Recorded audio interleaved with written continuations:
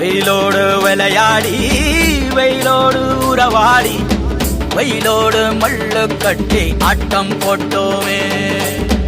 எண்டூரு நெறிவூரு கருவேலங்காட்டோரம் அத்தானை சுத்தி சுத்தி வட்டம் போட்டோமே. பசி வந்தா குருவி முட்ட தண்ணிக்கு தேவங்குட்ட பறிப்போமே சோழ தட்ட புழுதிதான் நம்ம சட்ட புழுதிதான் நம்ம சட்ட.